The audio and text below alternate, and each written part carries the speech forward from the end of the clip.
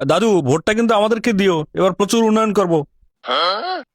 ব্যাংকওয়ালারা নাকি তোর কাছে 1700 কোটি টাকা পায়, তুই আমার কি উন্নয়ন করবি রে? তুই আগে নিজের উন্নয়ন কর।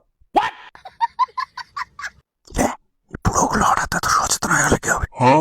বাস আর যাই বলেন, বুড়ো বললেন না, এদের গায়ে কিন্তু সেটা ভাঙা চোর। আরে দাদু টাকা দিয়ে দেবো তো, টাকাও দেবো, উন্নয়নও করবো। তুই এমপি হলে সর্বসাকুল্যে বেতন পাবি 1.5 লাখের মতো। 5 বছরে সর্বোচ্চ কত হবে? 90 লাখ, 1 কোটি। আরো 1699 কোটি টাকা ঋণ থাকে তোর।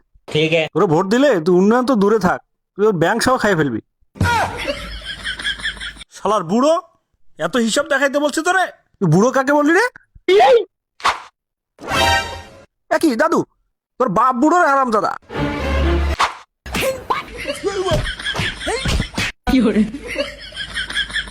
ঋণগ্রস্ত ভিখারি কোথাকার, তুই আসছিস আমার উন্নয়ন করতে?